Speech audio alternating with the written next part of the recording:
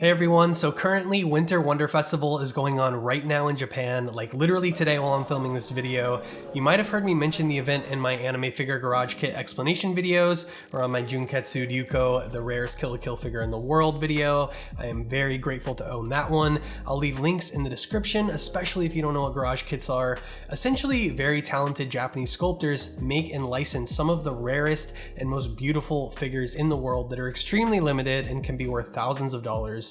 I have a huge scale figure collection myself, like most figure fans out there, but over the years I've definitely become more interested in the kits painted by some of the greatest Japanese painters in the world. So it goes without saying that there's so much more special than scales, and one hand-painted kit may be worth the same as buying 20 or even 30 nice scale figures. So of course it's not a hobby where you collect very many of them, but it's also very common to find fakes and figures painted by amateur painters, so those aren't really worth anything, but I love seeing the ones that are completed to perfection by the best, and they are often displayed and sold at Wonderfestival. So since a bunch of figures we'll look at aren't even attainable for most people, most YouTubers I think will just of course be talking about the new scale figures releasing at Wonfes today, but I want to do something a little different and check out the extremely limited kits releasing today in Japan, since I find those so much more exciting. Plus we'll look at a few new scales as well. So first up is my absolute favorite figure from the event. Actually, I'm not sure whether this could be considered a bust or a figure kit, seeing as Kiss Shot is already missing all of her limbs,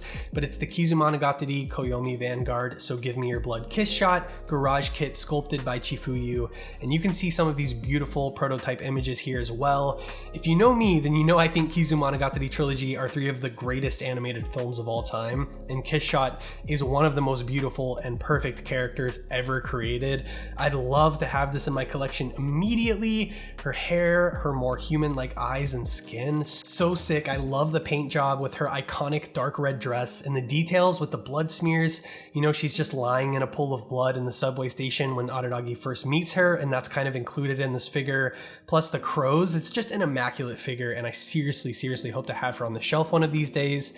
Again, this was built from a ton of pieces. It was hand painted, so it'll take a ton of effort, time, and money to get her, but too damn perfect. Next up, 1/6 scale Admiral Nakimov from Azur Lane with the prototype by Itsuki Yue, painting by Afu, and photography by XF Noise. I just think this is one of the most well-built and perfectly painted figures at the entire event. I mean, she looks absolutely stunning, and I sort of watched the process of this one being made. I'm not really the biggest Azur Lane fan, nor do I know this character super well. She's just a beautiful kit, and the guy who made her, I mean, he did an amazing job. I cannot even imagine how much time it took to put this one together. Here we have two more garage kits that I would love to have in my collection, though I highly doubt that's happening. I'm sure these two are a fortune to build, especially together like this, plus painting them maybe 5 to 10 grand if I had to guess. Murasaki Shikibu and Minamoto no Yorimitsu, which I believe have been released by Shima Uma before and are getting a re-release here in 2025. I'm not the biggest fan of bunny figures either, but you gotta admit they're both stunning, and what a cool base. Here we have one of my favorite makers of all time, and I'm sure you will see some of their extremely rare kits on the channel at some point. Bispo giving us a brand new Asuka and Mari this year. They both look stunning, and congrats to whoever is picking them up at Wonderfestival right now. Next, a figure hopefully we can show on YouTube. Nothing I love more than how insanely exaggerated garage kits can go with basically no restrictions. Sister Muma with the original illustration by Daiji, prototype by Shoupai Gensan.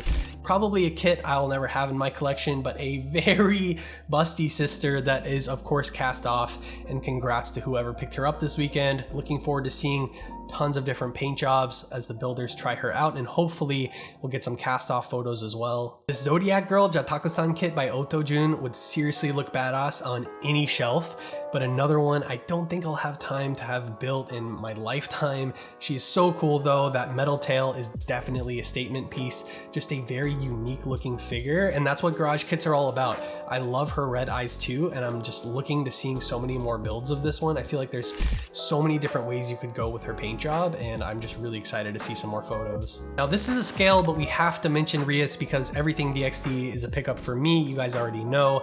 New Race Queen from Golden Head JP. I'm sure you will all see this Rias Grimoire in my collection. Alright, it's time to take a look at another of my favorite kits from the event. Balbahan Sith from Type Moon, the one I'm most likely to try and have built and painted in the future other than Kiss Shot.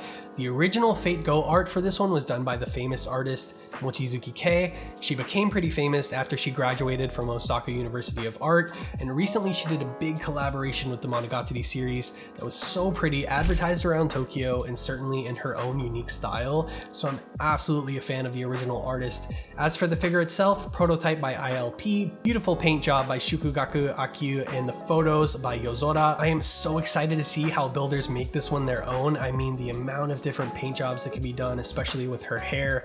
In this figure, the grayish fade in her hair that matches her bikini, like the hair sculpt itself, it just makes this figure pop so well. I love those colors, and the sculpt is immaculate. I honestly hope we get to showcase this one on the channel someday.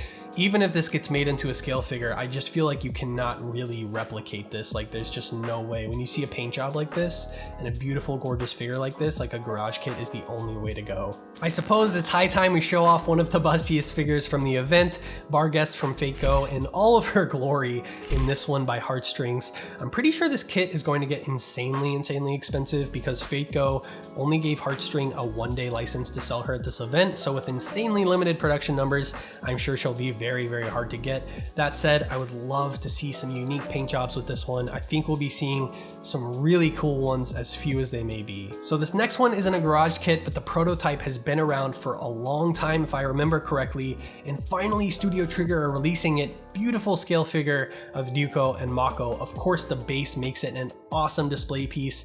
This one's already up for pre-order, so I hope it's on my shelf come next year. And we also got nice Kamina scales coming and a beautiful Darling in the Franxx scale, so Trigger fans are really eating good already starting this year. Very pretty blue archive kit here of Ryo Shiratsuki. This is one of those that looks simple enough to eventually get a scale figure, but Sosan did such a great job with the garage kit. I love the paintwork here, it's just so pretty. Here we have an extremely curvy figure that I believe is an original by Nekojira, and I absolutely hope to have her in the collection someday. Very DxD-esque with the devil-like wings on her back and flawlessly sculpted ass, as if I needed to mention that. I mean, just look at her. Hope to see some more of this one and some unique kits being built. She's a 1/7 scale though, and she definitely seems like a figure that could possibly be mass produced and released already if she hasn't already gotten that. So we'll see how this one goes, but very beautiful figure. Looks like the Shizuru kit I own and you all saw on my shorts the other day could be getting a re-release at this event. She's so perfect. There's not much else to say about this one. If you didn't know, Shizuru kind of became a meme in Japan because her ass is just so big that she couldn't fit in her own mech in the anime.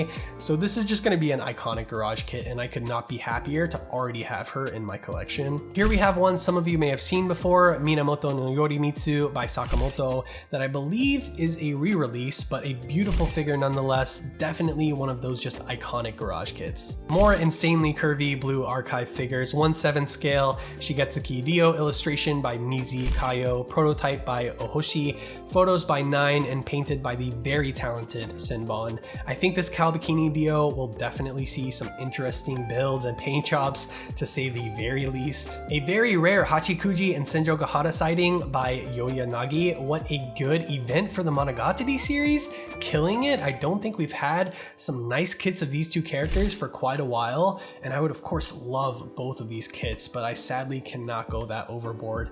And speaking of, Bellfine is releasing Kishot as a scale figure as well, which is kind of insane in the year 2025, but the prototype does look really good, and my fingers are crossed that Bellfine doesn't mess this up. And we can't forget that QuestQ still has not painted our manga Hanekawa prototype. This is most definitely a purchase for me as a huge Hanekawa fan, but we are still waiting for it.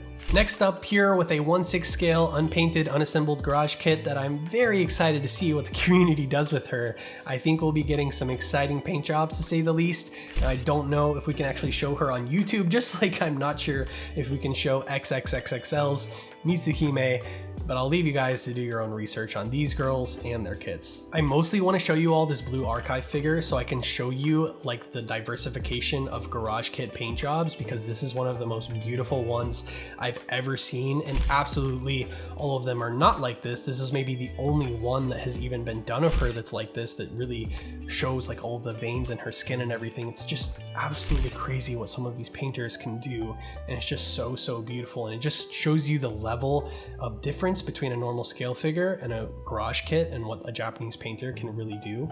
And it's just an absolutely beautiful figure. There are so many more insane figures this year, like this Gamagori, Fate figures, Nikkei figures, and so much more. Make sure to drop a like if you want to see me cover more events, and absolutely subscribe if you look forward to seeing some of the sickest garage kits in the entire world that I am having built by some of the best painters in Japan on the channel. Again, these things take years. Let me know your favorites from the event in the comments, and I'll see you all in the next one.